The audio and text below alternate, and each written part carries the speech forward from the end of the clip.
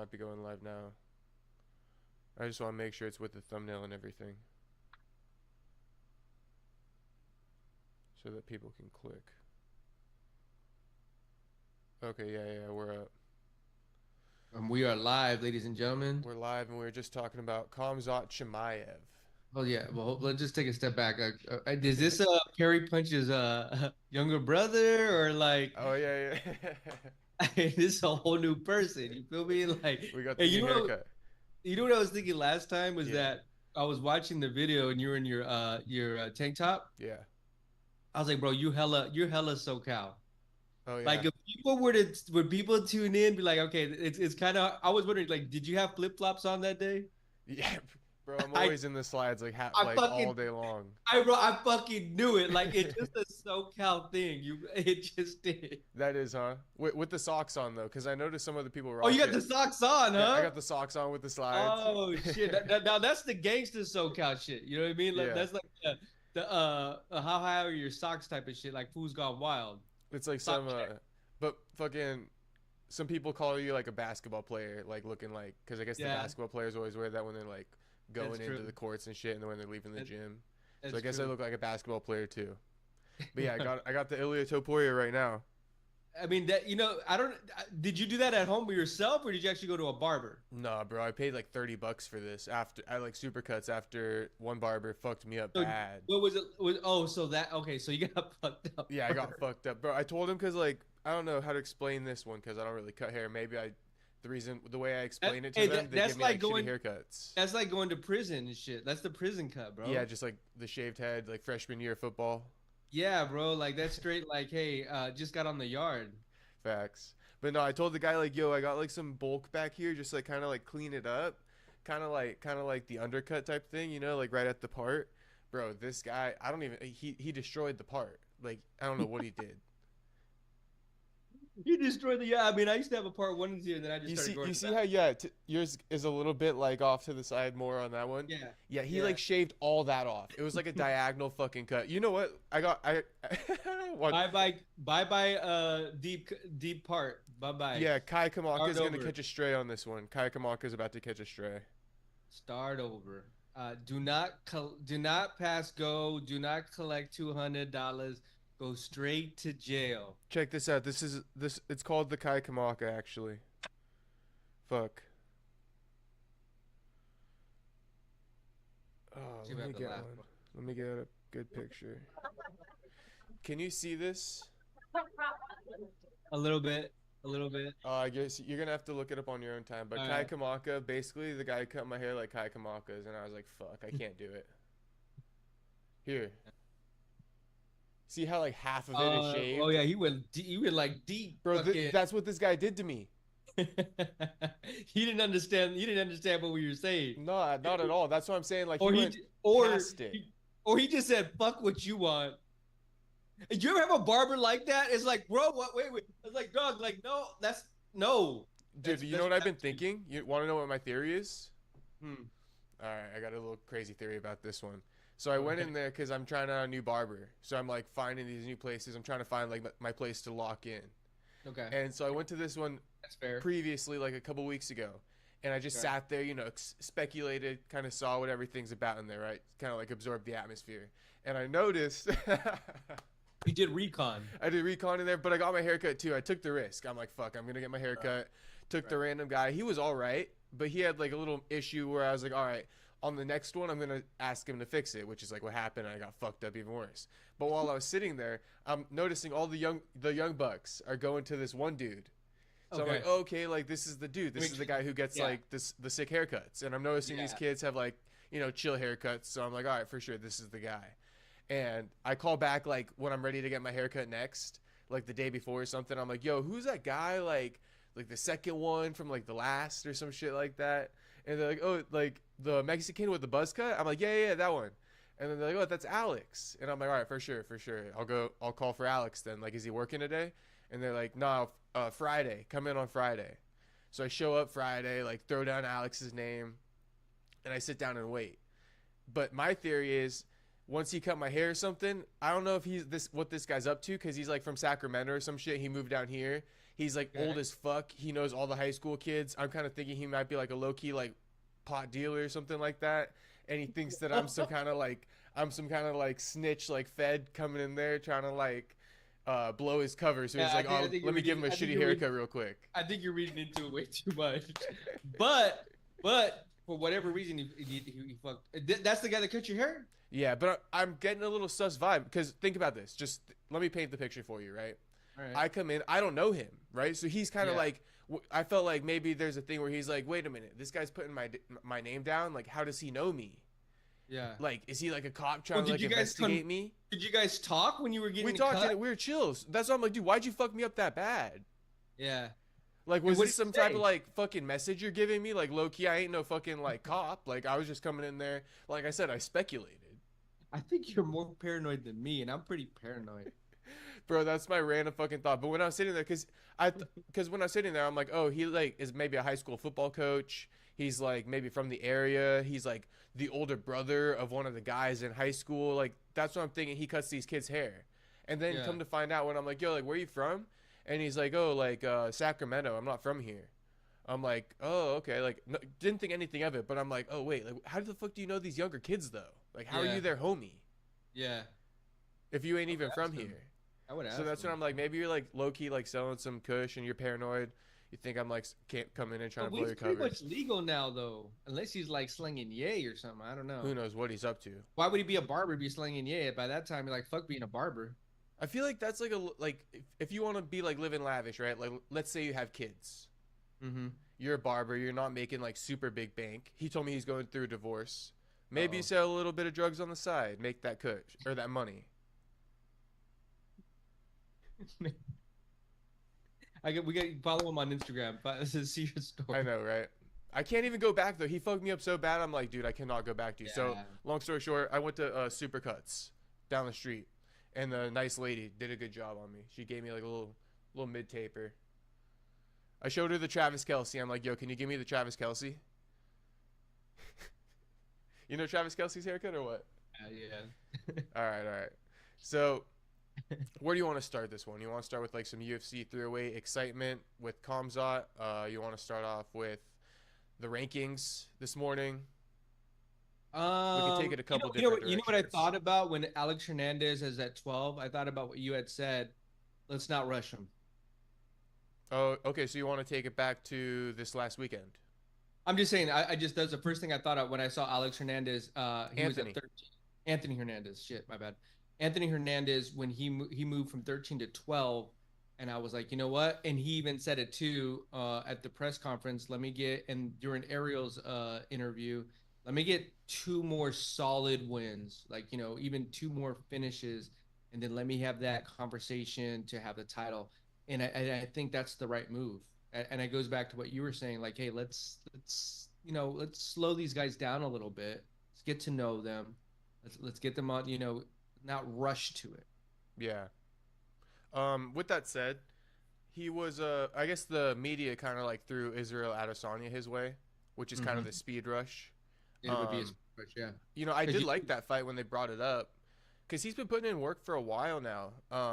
But I hear him on 2. I say, like, to give a devil's advocate, one more win against a good guy, and maybe we can argue for that, because at the same time, do we know his age?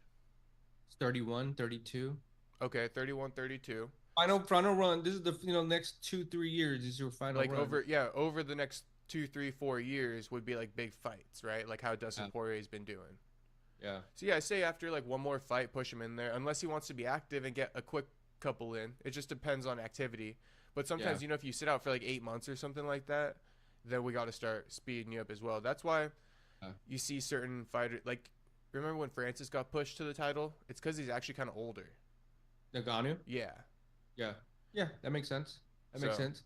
Even with like when MVP Michael Venom Page stepped into the scene for welterweights, I was like, bro, this is it. Yeah, they don't have time to waste. They're throwing him. You have no time to waste. Yeah, so it is what it is. It is what it is. Like, you literally, like, this is it. You better fucking put a 3-fight win streak together right now, or it's over. Yeah. In the UFC anyway.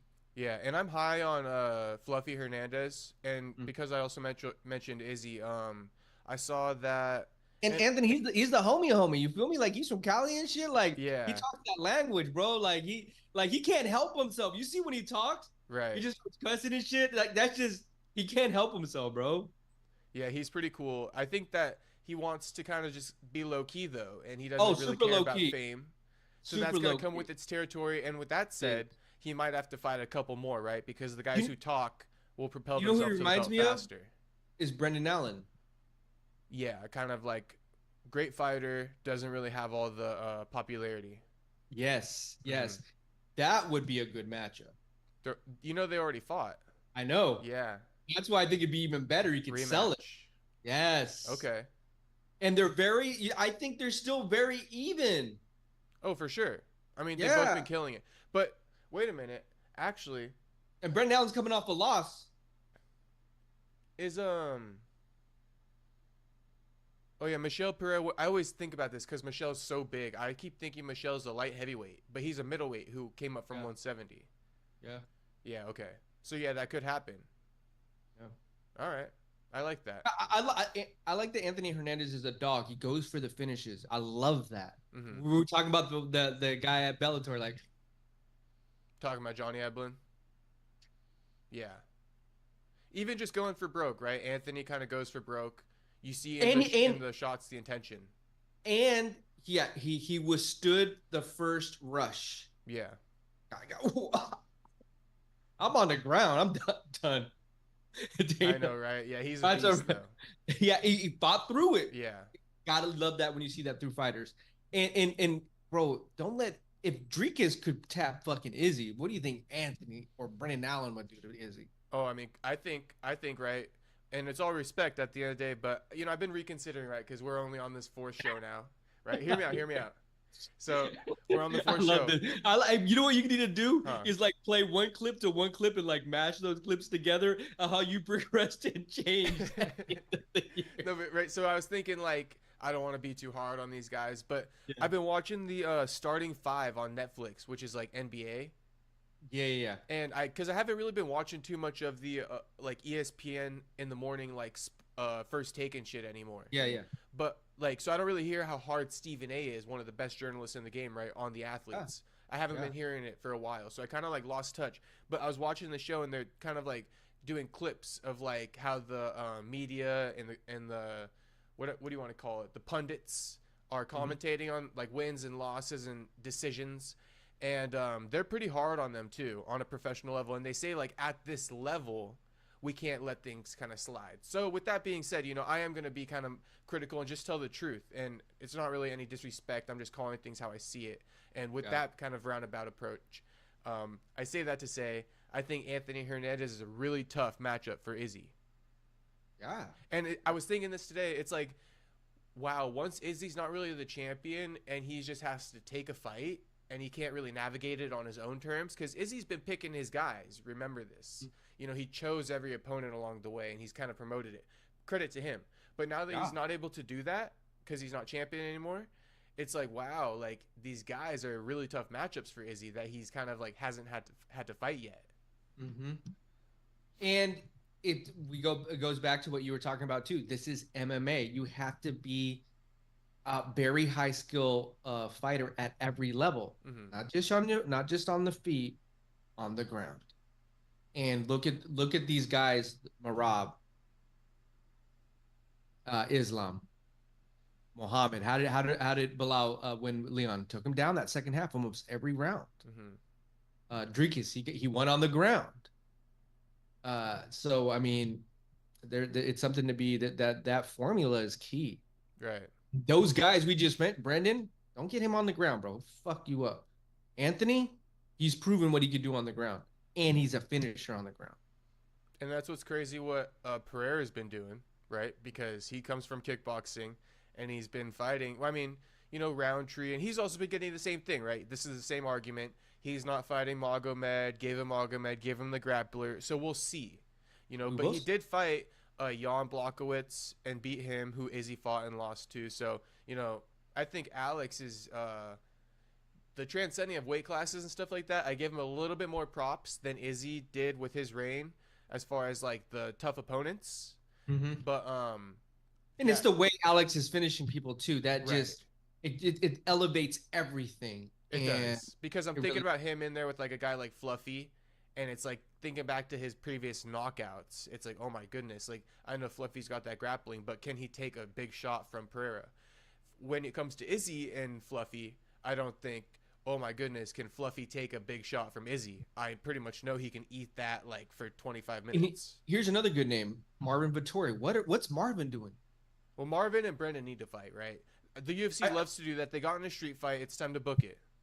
Was that even real? Yeah, I believe that was real. The one in Vegas? Yeah, Michael Johnson was the one who was like kind of kickstarted that as well, being like cleared the area, and he's like, let them fight. Because what's his name? Muskrat? Brendan Allen told me he was all like, nah, dog, he was over here at the crib chilling with me and Tuco. Yeah, because they're trying not to snitch. So Right, they're doing that type of like that type of whatever you want to call it, act. Yeah. Which is low key funny. I respect it. That's what you got to do. Right? It was super funny. That's like when you go on like No Jumper and he's like, "Hey, you fought so and so," and they're like, "No, man, like, nah." Yeah. What the fuck you talking about? Yeah, but it definitely happened. There's fucking video of that. All right. So that was good. Do you have any other takeaways from the UFC Apex card? If I'm being honest, because I want. Yeah. Shout out to Charles Energy Johnson. Shout out to Charles Energy. He's another one of those. He's one of the few fighters out there who are kind of being exciting, being active, fighting anyone. I like what Charles is doing for sure. Active. Calling for shots. I don't know what kind of Kool-Aid him and Joaquin are drinking over there in St. Louis, man, but they on a streak right now. Seriously. I want to go to their function. Get some of that whatever they're drinking and eating. I gotta ask if they went to high school together or something like that. You know what? But they just they're good people too, though. You know. Last time I talked to Charles, he's all about that. Like energy, like he's very like into that energy. Like, well, I was like, I didn't expect that from him. I was like, oh, all right, you like look at things in wavelengths and stuff like that. So you ride into energy. I was like, so I respect that. But him and they're on to something. He said he'll fight this weekend if they would have put him in. Yeah, and you know how I feel about that. But you know, Joaquin's almost similar to that too, right? Joaquin's like, fucking, let's run that motherfucker. He is kind of similar. He ran it like a month later. I don't well, like the week turnaround is kind of crazy though. Hey, but they're just hungry for the money. Fuck it. Hey, let's run this bitch. They want the money, the opportunity, and it's the confidence too. They believe they can win. Because why take a fight that you don't think you could win, especially coming off of a win? You know what I'm saying? A lot of guys who aren't as confident. You ride that high. You ride that out for as long as you can. Yeah. He's ready to put it on the line because he's like, fuck it. I think I could probably beat him. Yeah. So I love that. He was tested too. Yeah, shout out to Charles. But with that said, goes back to what Conor McGregor's saying, right?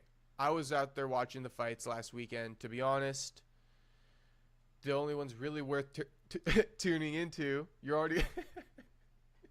I already know where this is going. Yeah, man. I mean, Charles Energy should be like up in the co-main event slots and shit like that at this point for fight nights in the Apex. I tried to tune in to these fights. McKee and what's his name? That was a good fight. But if I'm being real, I didn't really watch Cyborg. Congrats to her. I feel bad. You mean? Yeah, I feel bad because like Cyborg, she's accomplished a lot, right? Yeah. But is it like, does it? Because this is the thing, like you've accomplished things, right? But the fanfare, the fan attention, like, does it have to be as viral as the Francis Ngannou, or as celebrated in a way? Out of respect, Out of respect. Yeah. Out of respect. But it's like a bit of a. It's like if no one cares that much, and you're just mixing it in, and it's like a casualty to watching Francis Ngannou. Because that's what I feel like a lot of it is. Then it's like, do we have to waste our time and efforts to like congratulations and good for you? And she did get respect from a lot of like credited journalists like Luke Thomas and these guys. So she does get her credit, but it's just one of those things where it's like to watch it, it's just a casualty of tuning into Francis. Yeah, I agree with that. Yeah. So. You don't got much on that one? Nah, I mean, because I'm probably in the same boat. Okay, so you're in the same boat. Yeah, I mean, she had a good run. You know what I mean? Like, out of respect, people are going to, like, tune in, but you're a little bit of a diehard on, like, you like some of these cards, like, with the no names. Yeah, but I would say with Bellator, it takes a back seat to whatever the UFC is doing, you know, and it's almost like Francis is probably one of their bigger names, and definitely I was rooting for him, but at the same time, I wish Data would have did the right thing and just kept him in the UFC. Like let's have him compete at the highest level up with the highest guys. You know, going to Bellator, they gave him a stake in the company for Bellator Africa, I believe, that's exciting. I hope that if if Bellator can take it to the next level and really attract some of these guys, like some of these guys that we're talking about, like it's from between 10 or 15. If I was Bellator, right when those contracts are coming up, man, I would swoop right the fuck in and be like, oh, Anthony's a good example, bro. We're gonna give you fucking A, B, and C right now. Boom, swoop on over. Daniel, we'd be talking about a whole different A. Whenever Bellator's on, whenever UFC's on, might be watching Bellator today. But they're grasping to create cards. Right. They take a backseat. They do. And I mean, I did tune into Francis over Anthony. I don't think that they overlapped, but whatever fight was going on. No, they didn't overlap. Yeah, but whatever fight was going on in the UFC at the time, you know, I tuned into still like Francis. I think it was still the prelims at the time. Yeah. So, I don't know. I think it's hard to say, but there's no real hope, I feel like, these days compared to even like what it was before because of the Contender Series. Like, UFC's scooping up all the 4-5-0 guys off the regionals before Bellator can even like get these guys now. Bro, they are on it.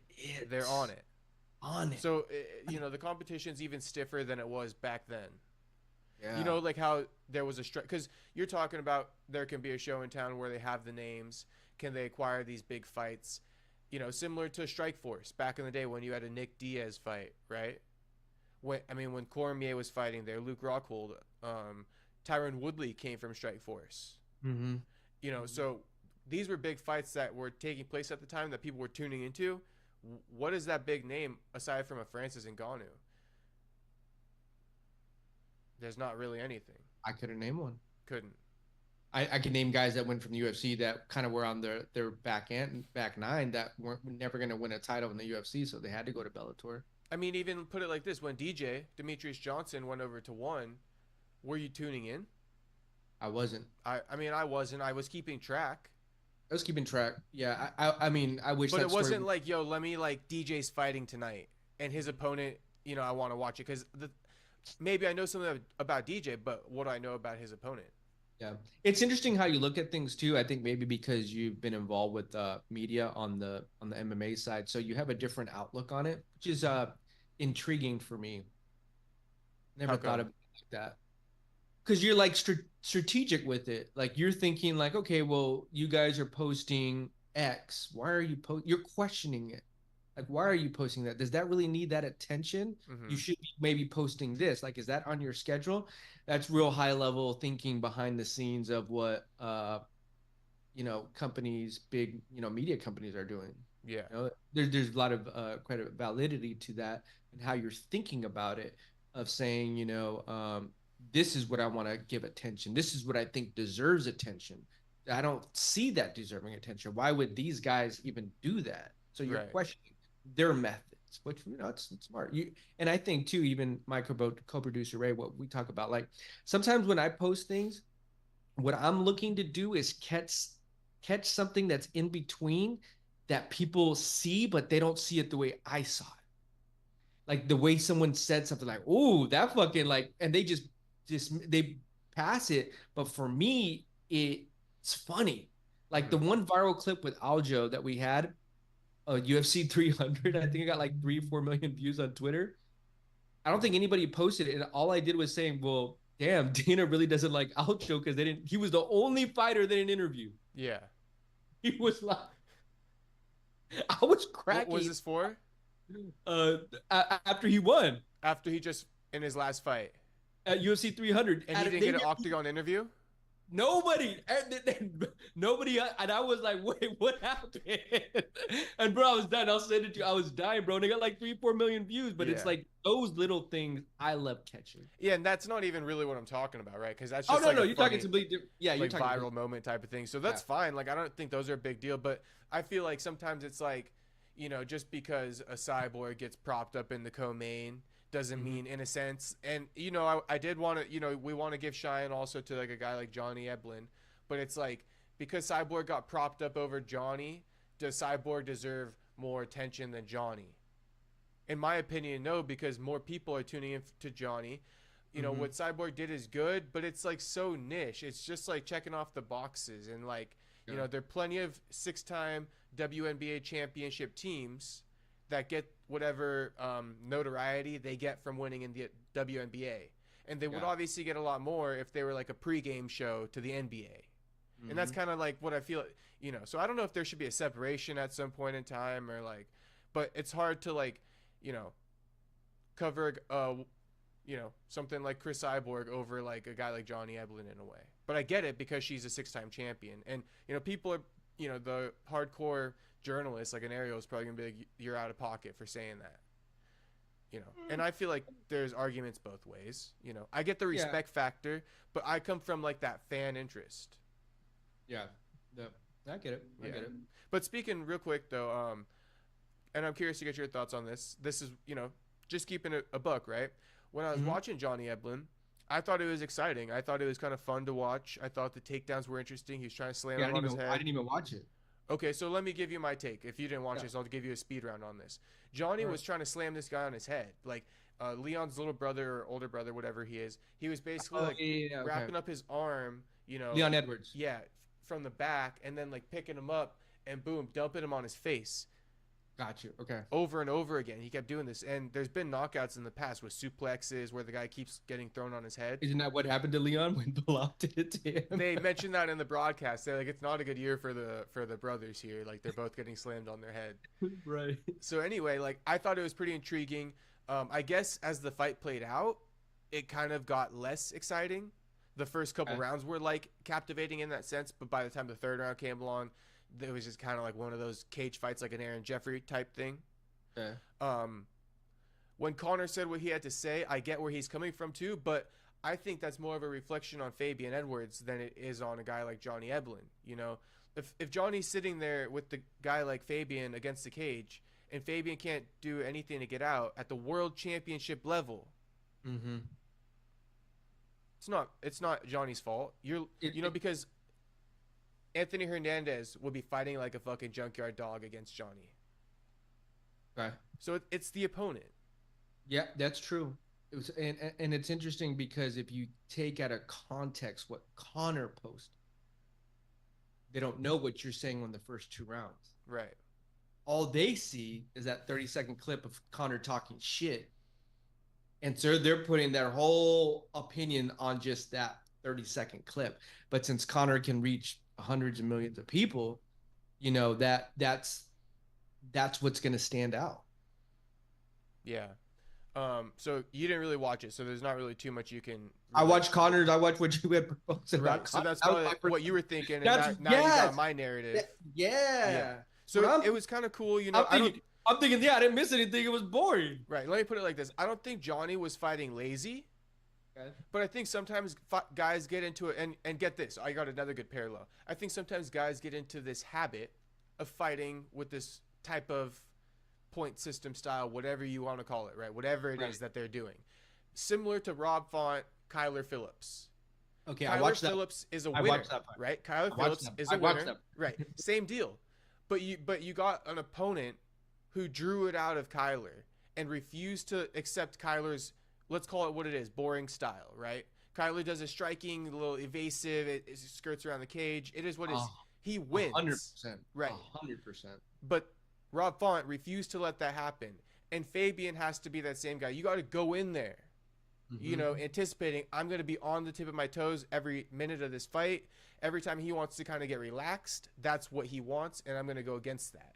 You know, and Font did a great job. And Font had his back against the wall. He had to win that fight, bro. Yeah.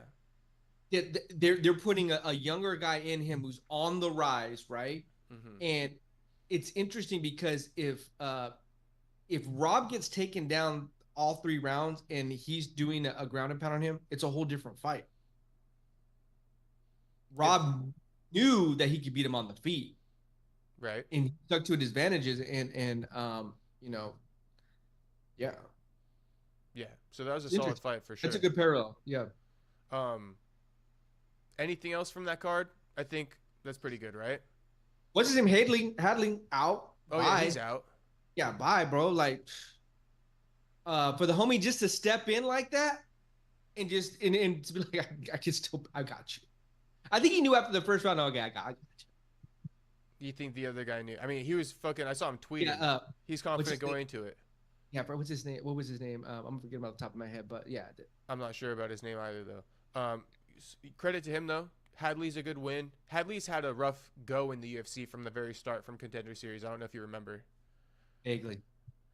He got signed to Contender Series, but he was like, I think like the officials were calling him like a dick or something. Like some of the UFC staff was like, you're just kind of like a dick in the hotel during the week that you've been here. And so Dana didn't really want to sign him. But Lerone Murphy. Like, hey, where's my water at? Weird shit like that, I guess, allegedly. But Lerone Murphy's his teammate. And so, you know, he was vouching for them to sign him. He ended up signing him. And he made it. But he had all tough fights. Hadley kind of had a rough go, for sure. Yeah. I'm looking at the rest of their names. I mean, yeah. Credit to Charles Johnson, though, right? Yeah, big time, bro. Big time. And he got tested. Yeah. Oh, we got somebody. Mike. What up, Mike? What up, Mike? Gave us a wave. Mike, homie? Mike or no? Mike K? Hell yeah, no Mike. That's the homie. Yeah, Mike K. We know Mike K. Hey, you from around the way. You feel me? All right. It's crazy. I was talking to this when we first started doing a lot of what we did here. We did it on Periscope, which is on Twitter. Mm-hmm. All live streaming, bro. I've been doing live streams since fucking like 5 years ago before COVID and shit. So I was just like, bro, this is like my backyard. And it's interesting to see. I was like, man, I should have done this shit on YouTube back then. Yeah. And we built a huge community and shit. And then I kind of got away from it because I started concentrating on other shit. But yeah, when you said let's do it, man, let's put me in, coach. Put me in. Yeah, hell yeah. I thought I've been wanting to do a little live stream for a minute. I think it's a fun way of kind of like getting the news out there. That yeah, yeah. The thing is too, what separates you from a lot of people is that you have charisma, you have attitude, you have swag. A lot of these motherfuckers, bro, they're like, watch. Yeah. Hi. Thank you for tuning in. I feel that. You're welcome. Right. I'm about to tune the fuck out. UFC's got some, or MMA, I guess, has some crazy type of like, yeah. You noticed, right? Yeah, bro, it was funny because like the other podcast I was telling the girls, I was like, you know what they have? The Highness podcast. Yeah, you know what they have, bro? Huh. Attitude. Yeah, yeah. They have swag. Like, bro, I saw the clip of them. Hey, they'll just start, bro. You see the shit behind the scenes. That's why I know every time they roll through, just press the camera because it's gonna be gold. Yeah, yeah. And that's what you're looking for, right? When people are watching and tuning in, they want to see motherfuckers that are like not cookie cutters. They want you to have an opinion, right? You to have opinion, right? But other things too, like you just said, the attitude, like, and whatnot. Like I always go back to Chael. The reason why I love Chael is his credibility, right? And the storytelling is like, right. That's what it is. Charisma. He has an opinion, very solid opinion. He'll let you know where he stands, and he can back that shit the fuck up. Yeah, facts. No, I fuck with Chael. Chael's a good dude.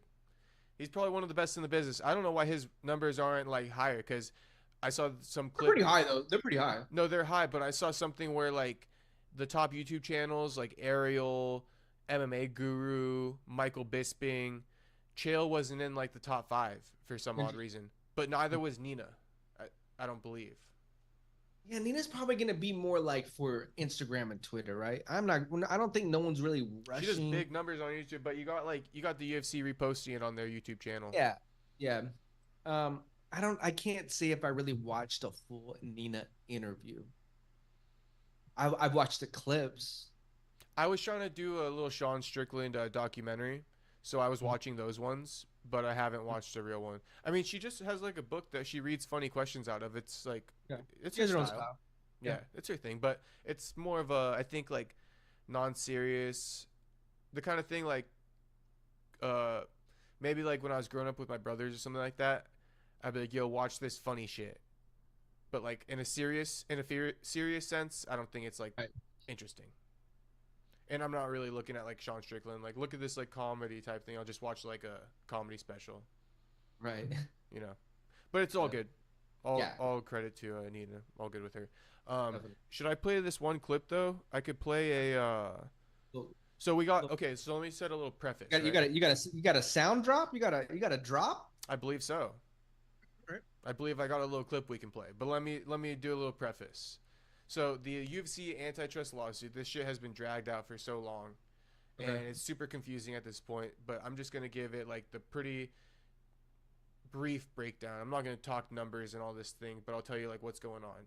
I guess what's happened is, they resubmitted something to pay off a settlement, right? The UFC resubmitted to pay off a settlement. Previously, this has been denied by the judge, but the UFC kind of reconvened and resubmitted it. So it's been accepted to the point where it's going to go to a pre-trial. So basically, like, it got pushed to the final stage. Okay. Right? So it's going to go to the final stage now. And if it passes this final stage, then the UFC fighters apparently get the money that they agreed upon. I think it's like a 3-digit million. I think around 300 million, but you'll have to double check that. With that, I think it's around 338 million. You spread out that like everybody gets a portion of it. Yeah, and with that said, a couple things are hanging up. One is that's only half of it. So there's another lawsuit too that's going to be going on that still needs to finish and get accepted as far as like a payment plan for that one. So if this one goes through, that's not the end. There's still one more. Okay. And on top of that, there's this period, right, of time for this one. Let's say it gets accepted by the court at the final stage. There will be this thing where all the fighters who aren't really like super in touch, these are just the fighters who are like on the back end that are going to receive it, who haven't really been in courts and in touch with lawyers and shit. It's around 1,200 of them. And they're all going to get a chance to say whether or not they see this fit or they don't want this either. So it has to pass that as well. So now we're talking 2 stages that it still has to pass. Okay. And then the third thing about this. I mean, we need a lawyer on the line, bro. Well, I'm going to play you a video too after this. But we still need we need to bring like a consultant. I know, like your homie or something like that, right? Yeah. That one dude. If we bring some guy like in a disheveled suit, hey, hold on, I got everything here. But there's the third thing about it is that actually might have been the last part. But let me pull it up. Yeah, let's clip. Okay, let's pull up the clip. Let me make this smaller on the stream real quick. We're gonna go over here.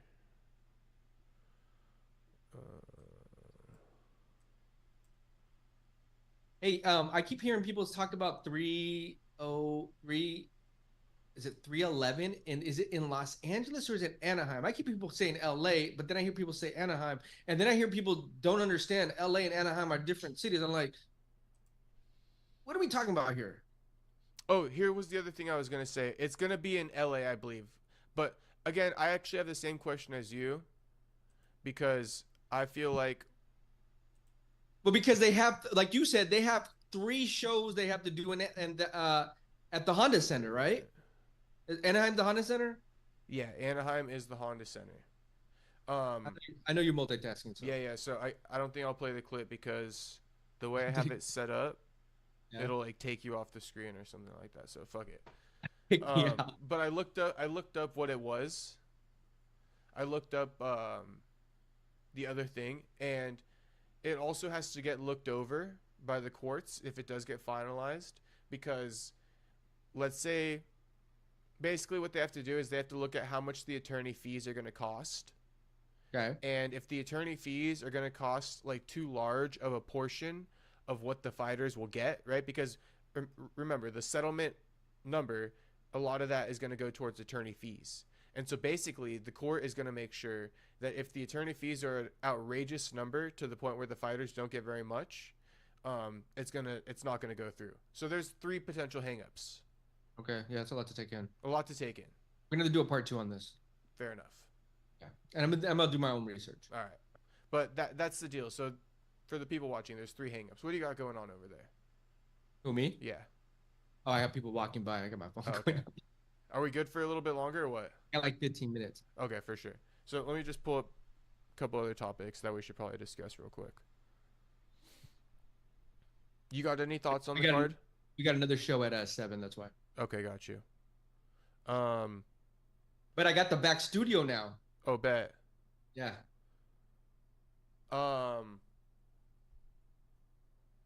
Grand arrivals. Let's talk about the grand arrivals, and then we could pretty much wrap it up. Oh, by the way, Ariel and Belal are still going at it, but it was nothing really significant. Really? I saw a clip, like Ariel did a 5-minute clip today, and he's just like going off on Belal, basically saying that he could have never talked to Belal because Ali's his manager. So whatever that is. But anyway, you know, I was gonna ask. So Mike Perry did apologize. He did. You were right about that. I knew you were gonna wake up because it's just what happens. You wake up the next literally day, like, you called it. Yeah, he was like, you wake up the next day and you're like, I love the cops. Because you have to go talk to a judge too, you know? Go to a judge, like, oh, you know, now you got to make peace with everybody. Yeah. You ever have a bad night of drinking and you fucking yelled at everybody and like, personally, I don't think I have, honestly, but all right, good for you, bro. But no, I've been on the receiving end from some homies and shit like that. So I got a lot of those, bro. Oh, yeah. And we were talking about stories. Remember how you said, hey, the cops, like you were like, hey, whatever, like you were trying to, you know, just calm down. Yeah. I think the last time I went to jail was because I couldn't shut the fuck up. And I remember the cop put me in handcuffs and I was infuriated. I was like, bro, I got nothing on me. I'm fucking, I don't even know why you have handcuffs on me. Take them the fuck off. He's like, if you don't shut the fuck up, you're going to fucking go to jail. It's like, you think I give a fuck about going to jail? I'll fucking be out tomorrow. Guess where I went? Jail. To jail. Damn. How'd you get out? They bailed you out? I didn't do nothing wrong.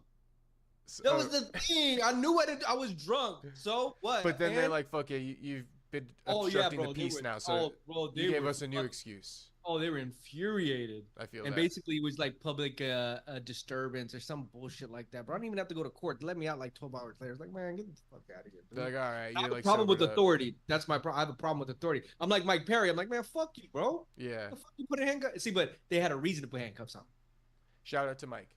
He apologized, so it's all good. The grand arrivals. It was pretty interesting. That was all over fucking Instagram and Twitter this morning. Did you notice, like, you saw fucking Volk dapping it up with Max and Ilya? You got Max dapping it up with Ilya's brother. You got all the mix-ups. I kind of thought it was fun. I liked it. Because you had all these people come into the Dubai, right? So, yeah, something to do. But I think it was like, you know how Abu Dhabi, or is it in Dubai? Where's this Abu Dhabi. Okay.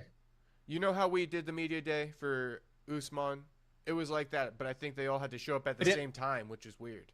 But they had a bunch of like pros and fucking famous fucking people in the industry come through, right? Like TNT Sports and all kinds of other things, yeah. Right. Yeah. But I mean, I thought it was pretty cool. It was like a grand arrival type thing. Yeah.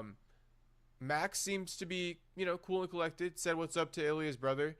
Ilya's brother can't really help himself. He fucks with Max, you can tell. You know, he's like, "What's up, Max? How are you?" You know, they just like, they like this guy. Everybody likes Max, so yeah, pretty fun.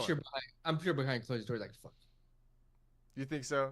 You think Max is like, "Oh, I shouldn't have shook his hand"? I think they're all respectful at the end of the day. You know, I think that most of these guys don't really have a problem like Brendan Schaub or Nate Diaz type of, like, you know, drama. The Conor and Khabib thing was real. But, you know, I think most of these guys, they have a high respect for each other. Most of them. And because I've been hard on Ilya, right, I still pretty much stand on everything I've said. But the only thing I'll say is that while he's been kind of doing his thing this week, and I hear him like low key just talking without really trying to promote the fight, I like him a lot. Mm-hmm. I think Ilya, when he tries to promote, sometimes he comes off a little bit like maybe he's arrogant, not super self-aware of the situation. Yeah. So that's what kind of like bothers people and kind of puts me off. But when he's talking like about his son and like you know, just, you know, all the other stuff he talks about, when he's just talking about whatever, and he's not trying to like sell it. Anytime, I enjoy it. So I think it'll be fun. You know what's interesting? Like, long time I kind of probably, I don't say I hated Conor, disliked him, but you still watched because he's like brash. Yeah, but when I watched the documentary on Netflix, my whole perceptive changed on him. Mm. Highly respect him. Yeah, I followed his whole thing, so I respect him a lot too. I know like the baby kind of like he's kind of like was a like compared to what he is now, you know, like the baby Connor, like the Yeah. guy who came from not very much. Oh, he paid his dues, dude. He fucking. But like so I said, when I watched the documentary, I was like, oh man, dude, no, you a real one, bro. Like Yeah. you were hungry, like, and you did everything it took to get to that next level. I respect anybody that does that. Yeah. We could talk more about his story too on another podcast if you remind me. But I got like a funny kind of like take about it all as far as because they try to make it seem like he was really broke and shit like that, and so it's a good topic. We'll talk about it because like people kind of like go against that Okay. nowadays. But Yeah. let's wrap it up with just kind of like talking about Nate Diaz, Brendan Schaub, right? What are your thoughts on that one? You know that I wish you had that soundbite. That soundbite. I mean, I got But it on Instagram. You want me to play it? Or you got it? yeah, play it, bro. I mean that whole clip that what Brendan was saying. I, I mean, He spit. there's so many sound bites out of that clip. I think here's the one I had. You gonna play it? Yeah, let's see if I can. Sense. What you gonna do? What are you gonna do? Out grapple me? In what fucking sense? What world are you living in? This is the real world. Now, if you're doing this because you fancy yourself a fisticuff. Hold on. He said you fancy yourself a fisticuff. Bro, I was dead. Like, bro, I could have bet, bro, if I was smoking and I heard that, I'm like, wait, what? This dude said he's talking like he's in the 1920s. I know. He was going back and forth with all kinds of lingo. Fancy yourself, you want to actually grapple me? I'm not hard to get a hold of. Hold the fuck up. Ooh. But wait, then he says grapple me. So he's like Yeah. fisticuffs, then grapple me. It's like, which Yeah. one do you want, Brandon? And then he's like, I'm not hard to find though. Nah. Hold the fuck up. Yeah, I that love was that hard. shit. I was like, dog, okay, I see you. The hardest line for me was the one about Nick. We should do a clip where we fucking play the whole clip and analyze it. All right, well, if you want to do that, Bro, I'll go do it right now. I'll set up at the back studio right now. all right, bet. we'll run that then. Let's do it. Fuck Okay, it. but Because I'll have another hour back there. okay, bet. Yeah. I was gonna say though, just because we're wrapping it up right now, but the part that was really captivating for me, right, on a real note, because he talked a lot of shit and a lot of things that probably won't happen or he won't have to answer for. But the realest part about that is kind of like what I put the caption for on my Instagram, which was, if your brother Nick, if you were crying about your brother Nick, who has his own issues, right, potentially CTE, but I'm not going to say that, but that's kind of what was being hinted at. If you were crying about your brother Nick having issues, I would support you. And that was real. Oh yeah. And I think Nate owes Brendan an apology. And I think what he said too, and I, you know what? Let's actually redo a breakdown. I think what he said too, where he's like, dude, I don't put people down, I push people up. That's what real men do. I love that was almost like a take out all the shit, all the fluff, right? Yeah, and you put in that. That's some real man shit he was talking about. You know what I mean? Like in that aspect, I've never really seen him put anybody down. No, exactly. I have seen it in what he was talking about as something serious, very serious. I was just watching the facility today on, we talked about First Take and they were talking about a Tua is he too soon to come back because he's had multiple concussions, CTE, his family. What are you going out there and doing it for? You got all the money in the world. And they're talking about guys that they played with. It was like, man, we kind of thought, man, bro, if we could take him aside, like maybe you shouldn't be playing, man.